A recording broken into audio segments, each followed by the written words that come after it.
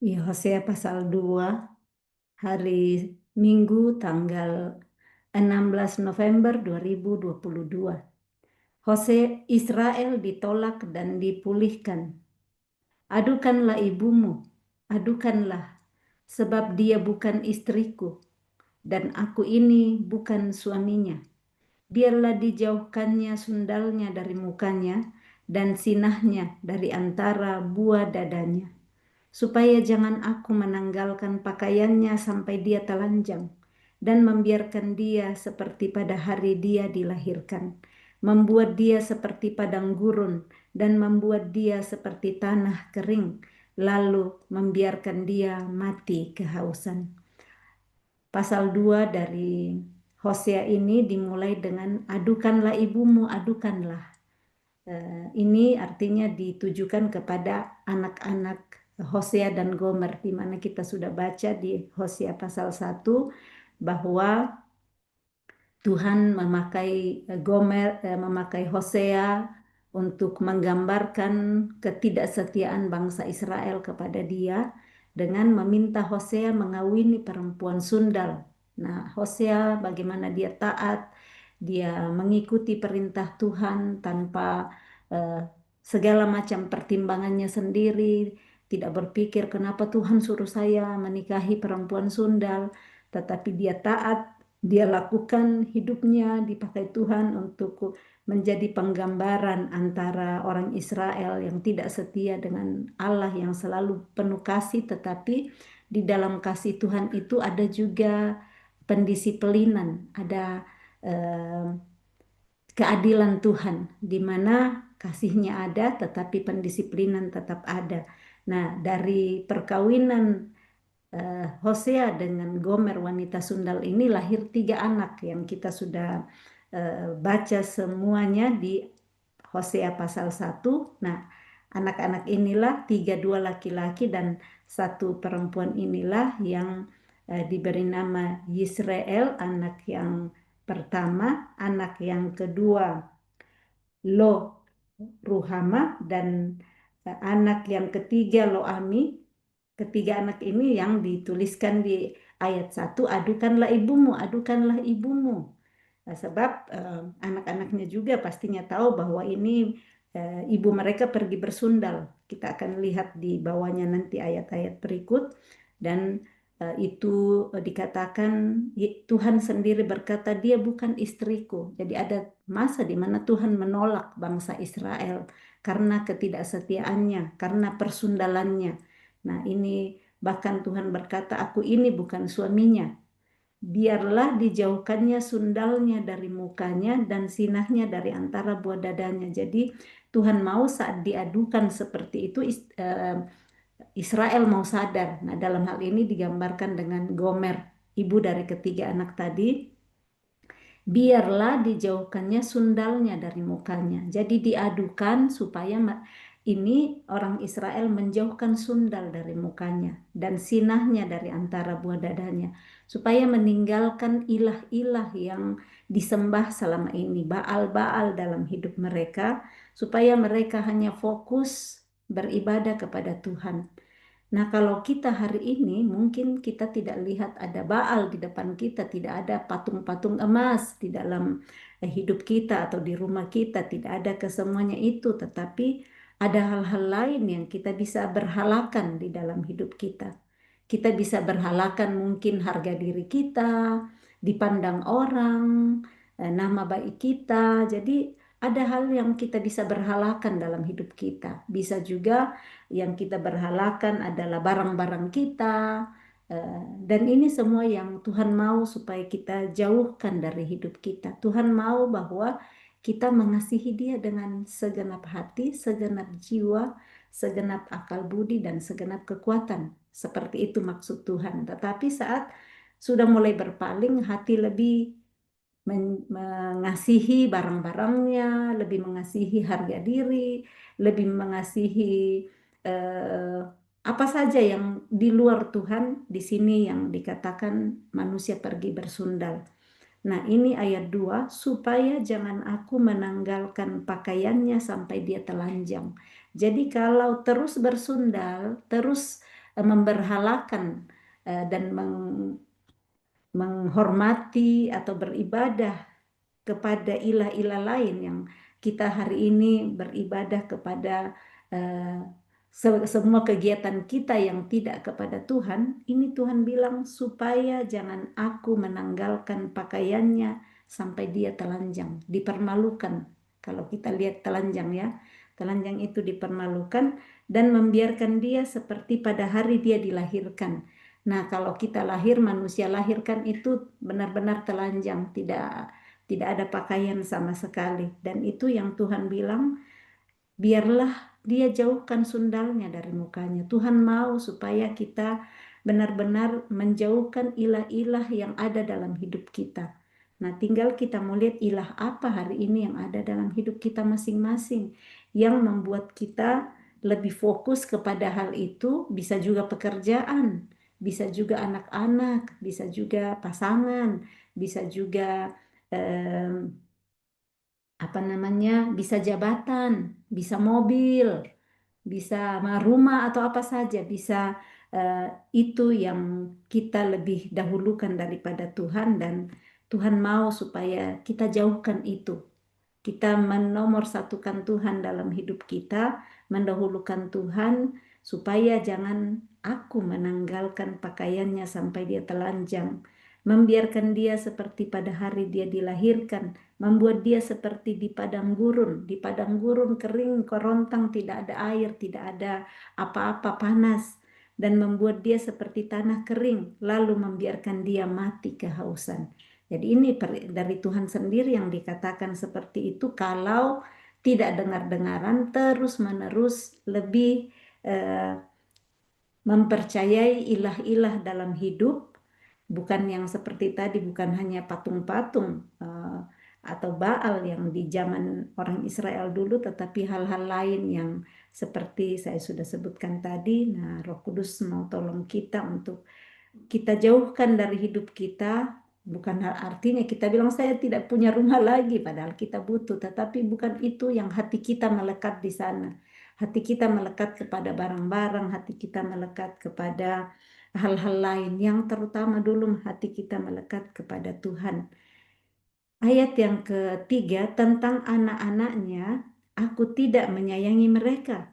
Tadi tentang ibunya ya, tentang Gomer yang pertama. Ini tentang anak-anaknya, aku tidak menyayangi mereka, sebab mereka adalah anak-anak sundal. Sebab ibu mereka telah menjadi sundal. Jadi saat itu Tuhan memberitahu tentang anak-anak dari Gomer yang sundal itu, Israel yang sudah tidak menghormati Tuhan, beribadah kepada Tuhan dengan segenap hati, tetapi membagi kepada Baal, bahkan mereka tidak ingat Tuhan lagi.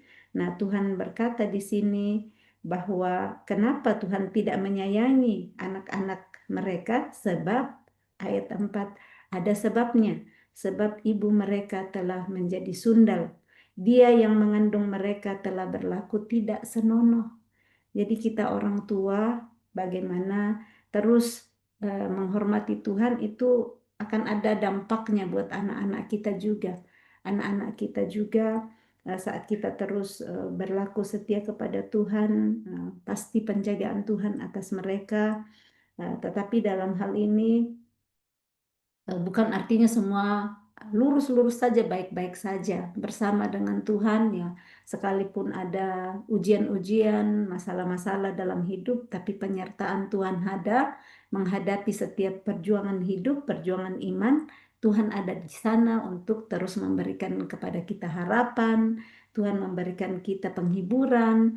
Jadi bukan artinya kalau dikatakan ya Tuhan bersama dengan kita, kadang kita salah pikir, semua akan lurus-lurus di hidup, tidak pernah ada masalah, tidak akan pernah ada hujan, tidak ada badai, tetap ada, tetapi Tuhan yang memberi kekuatan kepada kita untuk bisa melewatinya, bisa menghadapinya dengan kekuatan baru setiap hari. Makanya Ratapan 3:22 berkata ya bahwa eh, tak habis-habis rahmat Tuhan setiap pagi selalu baru kesetiaannya kepada kita.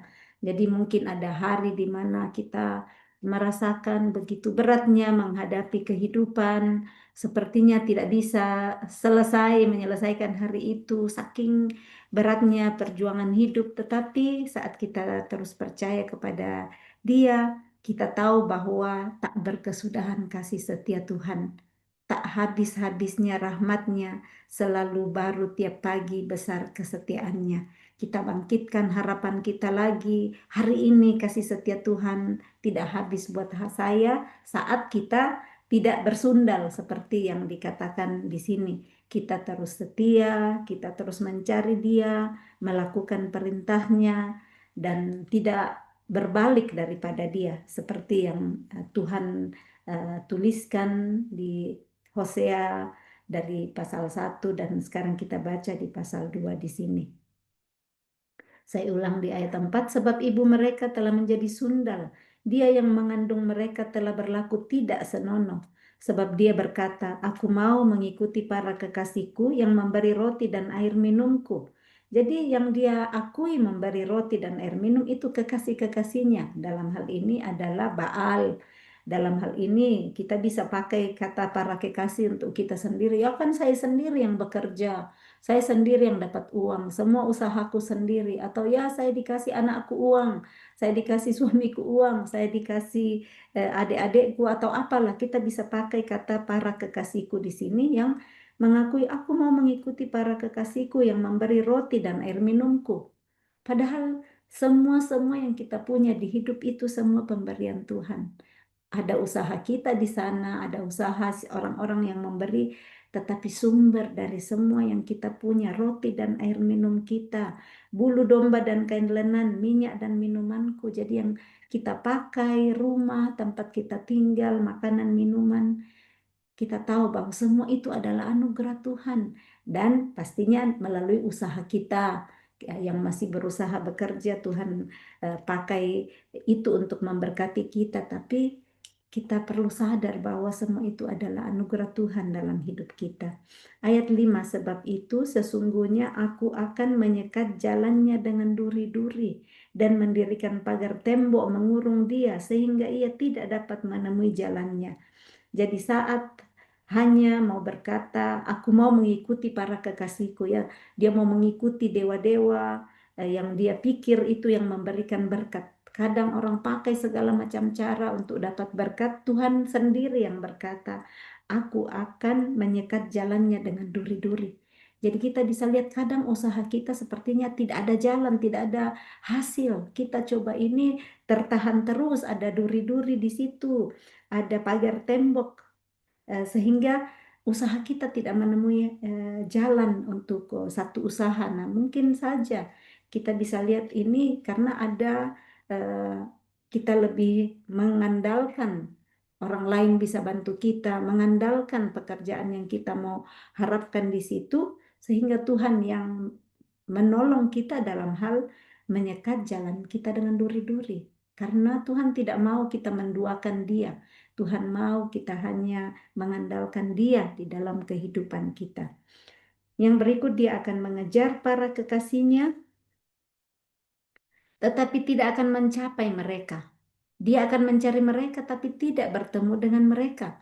Maka dia akan berkata, aku akan pulang kembali kepada suamiku yang pertama, sebab waktu itu aku lebih berbahagia daripada sekarang. Jadi bisa saja dengan semua masalah-masalah yang kelihatannya berat dalam hidup kita, duri-duri yang tertak menahan kita, ada jalan-jalan yang buntu, pagar tembok, itu ternyata pertolongan Tuhan supaya kita berbalik kepada Dia. Yang dituliskan di sini, Tuhan bilang dalam kata ini suami yang pertama. Jadi ada hal-hal yang bisa terjadi yang berat di dalam hidup kita, itu tujuannya cuma satu, supaya kita berbalik kepada Tuhan, supaya kita eh, mempercayai Dia dengan segenap hati kita, bukan hanya mengandalkan orang lain dalam hidup kita, mengandalkan kekayaan kita, kekuasaan kita, jabatan kita, posisi-posisi atau harta benda apapun yang kita punya. Jadi ada yang menahan semua supaya kita bisa berbalik kembali kepada Tuhan dan mengakui bahwa saya lebih berbahagia saat saya mengandalkan Tuhan di dalam hidupku. Bukan karena saya mengandalkan posisiku, pekerjaanku yang sudah menghasilkan banyak sekali uang, tetapi kenapa ya saya tidak bahagia di sini? Itu karena Tuhan rindu untuk kita berbalik sepenuh hati kepada Dia. Ayat 7, tetapi dia tidak insaf bahwa akulah yang memberi kepadanya gandum, anggur, dan minyak, dan yang memperbanyak bagi dia perak dan emas yang dibuat mereka menjadi patung Baal.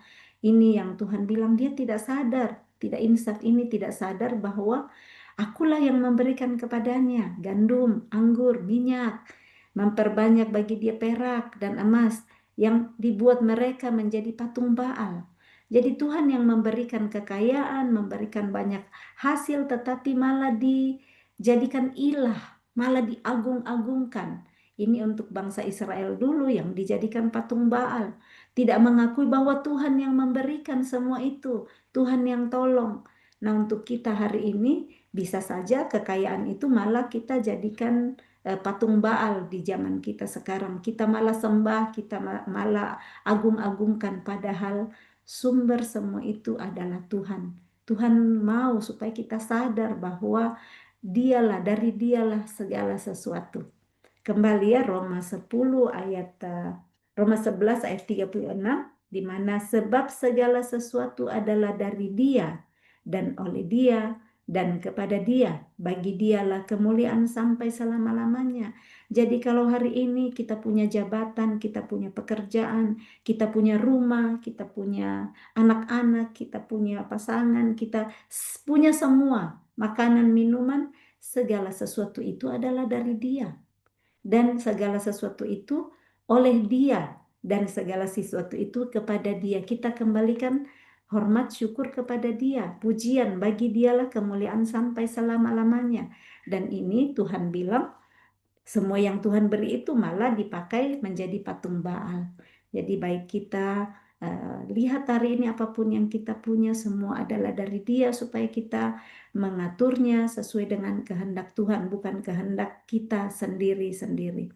Ayat 8, sebab itu aku akan mengambil kembali gandumku pada masanya dan anggurku pada musimnya, dan akan merampas kain bulu domba dan kain lenanku yang harus menutupi auratnya. Jadi kalau kita terus-menerus hanya mengandalkan kekuatan sendiri, memberhalakan yang kita punya, Tuhan bilang, aku akan ambil kembali gandumku, anggurku, aku akan rampas kembali kain bulu domba, kain lenan yang harus dipakai menutupi aurat. Ayat 9, dan sekarang aku akan menyingkapkan kemaluannya di depan mata para kekasihnya, dan seorang pun tidak akan melepaskan dia dari tanganku. Jadi semua ini Tuhan sampaikan tujuannya untuk kita setia kepada Dia, supaya tidak sampai ini keadilan Tuhan menyingkapkan kemaluan di depan mata para kekasih karena diambil, dirampas kembali kain bulu domba dan kain lenannya. Ayat 10, aku akan menghentikan segala kegirangannya, hari rayanya, bulan barunya, dan hari sabatnya, dan segala perayaannya. Ini banyak sekali perayaan-perayaan yang dilakukan, kegiatan-kegiatan, tetapi tidak untuk memuliakan Tuhan. Di balik setiap perayaan, di balik setiap kegiatan, kegirangan yang ada, kalau tujuannya bukan untuk kemuliaan Tuhan, di sini Tuhan bilang, aku akan hentikan segalanya. Ayat 11, aku akan memusnahkan pohon anggurnya dan pohon aranya yang tentangnya dikatakannya, ini semuanya pemberian kepadaku, yang dihadiahkan kepadaku oleh para kekasihku. Ini yang diakui itu kekasihnya. Kekasihnya dalam hal ini ya, ini orang-orang yang sudah memberikan jabatan kepadaku, yang memberikan pekerjaan kepadaku, yang memberikan uang, yang memberikan hadiah. Nah, seperti ini yang diakui itu, padahal dari kesemuanya itu Tuhan yang berikan melalui orang-orang tersebut. Jadi mari kita mengakui bahwa yang kita punya, apapun yang kita ada hari ini, kehidupan, kesehatan, kekuatan, semuanya itu dari Tuhan. Nah, kesehatan kita bisa syukuri, sebagaimanapun keadaan kita hari ini yang baik kita lihat. Puji Tuhan, sekalipun mungkin saya masih belum sehat sepenuhnya, tapi saya sudah bisa jalan, saya bisa makan sendiri, saya bisa duduk mendengarkan firman Tuhan. Itu sudah hadiah dari Tuhan, itu sudah kesembuhan, satu proses kesembuhan. Jadi kadang kita cuma fokus di satu hal, benar-benar kita mau kemauan kita sendiri yang kita mau terjadi. Tetapi cara Tuhan memberikan berkat-berkatnya ya dengan hal-hal yang sebelumnya kita nggak bisa gerakkan tangan, kita sudah bisa gerakkan tangan. Kita tidak bisa berjalan, kita sudah bisa jalan sekalipun mungkin ada bantuan tongkat atau ada orang yang bantu, tapi itu hal-hal yang kita bisa syukuri semuanya yang Tuhan sudah berikan.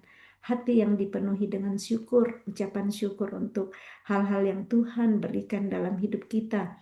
Karena kalau kita hanya cari yang menurut kita harus itu yang terjadi dalam hidup saya, seperti yang kita patok terjadi, kita tidak akan pernah bersyukur. Kita akan cari terus yang kita belum punya. Tetapi saat kita bersyukur, Tuhan, puji Tuhan hari ini, sekalipun mungkin anakku sakit, saya bersyukur anakku masih hidup. Sekalipun kakiku masih sakit, puji Tuhan saya sudah bisa berdiri sendiri, saya sudah bisa jalan. Pekerjaanku mungkin membuat capek, tetapi saya bersyukur masih punya pekerjaan. Eh, Rumahku mungkin kecil, tetapi saya bersyukur punya rumah. Aku masih bisa punya makanan hari ini, masih ada beras untuk dimasak, ada orang-orang yang Tuhan kirim menolong saya. Jadi banyak sekali sebenarnya yang kita bisa bersyukur di dalam kehidupan kita daripada hanya mengeluh-mengeluh atau mengakui orang lain saja. Padahal Tuhan semua adalah berkat Tuhan itu dalam hidup kita. Aku akan membuatnya menjadi hutan dan binatang-binatang di padang akan memakannya habis. Dan aku akan menghukum dia karena hari-hari ketika dia membakar korban untuk para Baal, berhias dengan anting-antingnya dan kalungnya, dan mengikuti para kekasihnya dan melupakan aku. Demikianlah firman Tuhan.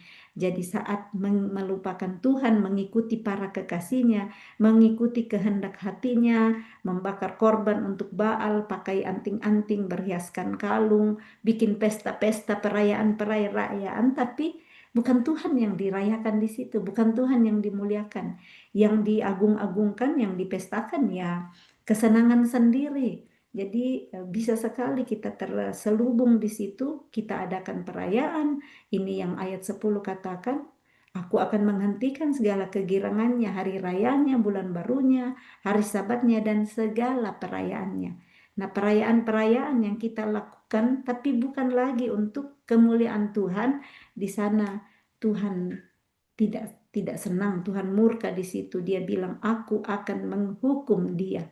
Karena hari-hari ketika dia membakar korban untuk para Baal, bisa saja bikin perayaan tetapi untuk kebanggaan tersendiri, untuk diri sendiri, bukan lagi untuk kemuliaan Tuhan. Ayat yang ke-13, sebab itu sesungguhnya aku ini akan membujuk dia dan membawa dia ke padang gurun dan berbicara menenangkan hatinya. Aku akan memberikan kepadanya kebun anggurnya dari sana dan membuat lembah Akor menjadi pintu pengharapan. Maka dia akan merelakan diri di sana seperti pada masa mudanya, seperti pada waktu ia berangkat keluar dari tanah Mesir. Tuhan berkata, aku akan membujuk dia. Begitu kasihnya Tuhan. Tuhan sudah ditinggalkan, Tuhan sudah dilupakan, tetapi dia setia, mau terus untuk mengajak kembali. Tuhan bilang, aku bawa dia ke padang gurun. Jadi kadang Tuhan bawa ke padang gurun, di padang gurun ada penderitaan-penderitaan yang dialami, supaya di sana Tuhan bisa berbicara menenangkan hatinya. Di padang gurun, di saat situasi sulit dalam kehidupan kita, hati kita bisa lebih gampang mendengar suara Tuhan. Ini yang maksud Tuhan di ayat 13. Tuhan bisa berbicara menenangkan hati yang sudah merasa tidak ada harapan lagi, hidup kering di padang gurun, tidak ada air, panas pada saat siang, dingin pada malam, hanya pasir di sana sini, tidak ada tumbuhan, tidak ada keteduhan. Dan di sana Tuhan berkata, aku berbicara menenangkan hatinya. Jadi ada masa ternyata di sini Tuhan bilang, aku bujuk dia bawa dia ke padang gurun. Nah, kalau kita ada di padang gurun hari ini, kita bisa tenangkan hati dan kita bisa dengar suara Tuhan yang menghibur kita, suara Tuhan yang memberikan pengharapan baru kepada kita, supaya saat kita mau mendengar suara Tuhan yang menenangkan kita, memberikan harapan, kita mau lagi merelakan diri untuk dituntun Tuhan, diajari Tuhan apa yang Dia kehendaki, bukan mengandalkan lagi berhala-berhala yang diagung-agungkan di dalam kehidupan. Ayat 15. Maka pada waktu itu demikianlah firman Tuhan, engkau akan memanggil aku suamiku dan tidak lagi memanggil aku Baalku. Jadi ini padang-padang gurun yang bisa terjadi dalam hidup kita, bisa terjadi dalam bentuk sakit penyakit, bisa dalam bentuk masalah dalam rumah tangga, bisa dalam bentuk kehilangan pekerjaan, bisa dalam bentuk hutang piutang yang banyak yang kita nggak bisa urus. Ada banyak hal padang gurun yang bisa membuat kita mendengarkan suara Tuhan, mendengarkan harapan-harapan dari Tuhan, sehingga kita akan memanggil dia kembali. Ini dalam hal suamiku ya, setia kembali kepada Tuhan. Ayat 16, lalu aku menjauhkan nama para Baal dari mulutmu, maka nama mereka tidak lagi disebut. Aku akan mengikat perjanjian bagimu pada waktu itu dengan binatang-binatang di padang dan dengan burung-burung di udara dan binatang-binatang melata di muka bumi. Aku akan menyediakan busur panah, pedang dan alat perang dari negeri dan akan membuat engkau berbaring dengan tentram. Jadi biarpun ada di padang gurun bisa berbaring dengan tentram saat kita sudah mendekat kepada Tuhan, memberikan hidup kita sepenuhnya Tuhan yang tuntun, menjalani padang gurun, ujian-ujian kehidupan, kita bisa berbaring dengan tentram kembali. Dan di sini ada binatang-binatang di padang, burung-burung di udara, binatang melata. Tuhan bilang, aku akan ikat perjanjian bagimu, akan ada dicukupkan apa yang kita butuhkan, dicukupkan kembali oleh Tuhan.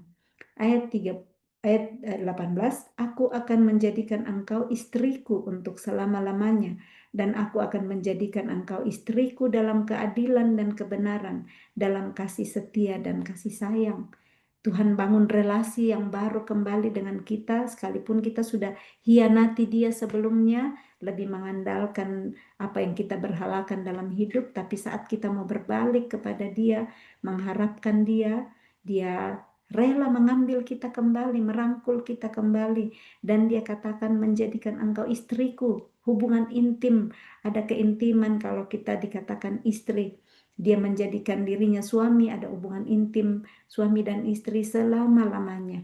Dan Tuhan mau menjadikan kita istri dalam keadilan, kebenaran, dan kasih setia dan kasih sayang.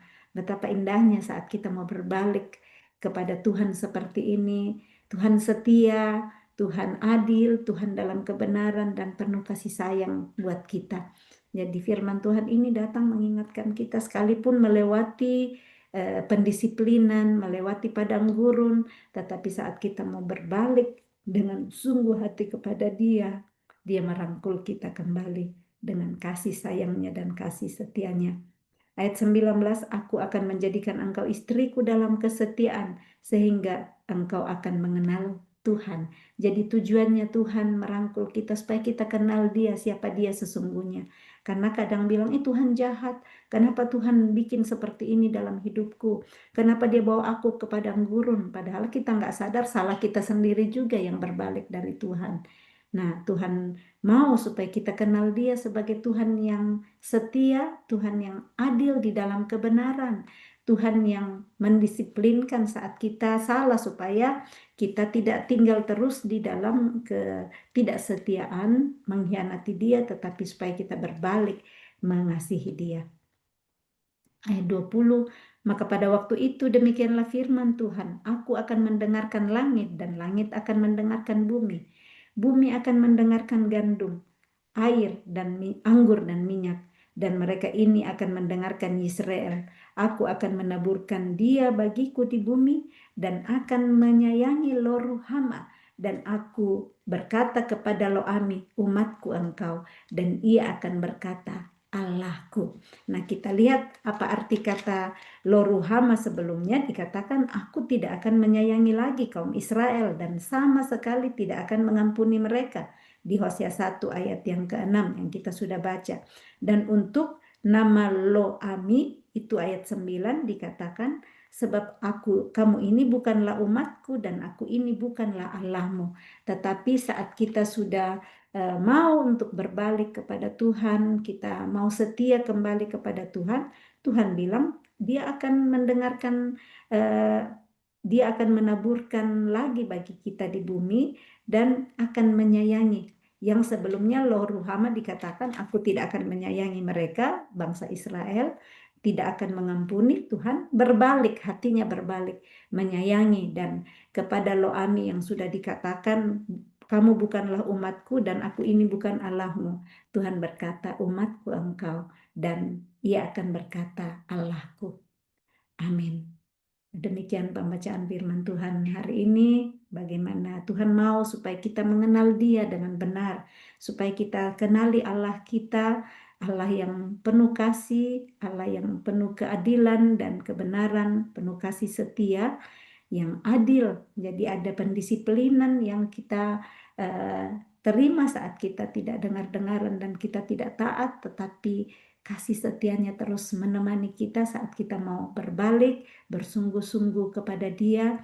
Dia yang akan merangkul kita kembali dan berkata, umatku engkau, dan kita akan berkata engkau Allahku, dan Dia akan berkata aku mengasihi dan menyayangi engkau. Salam kasih, Tuhan Yesus memberkati. Shalom.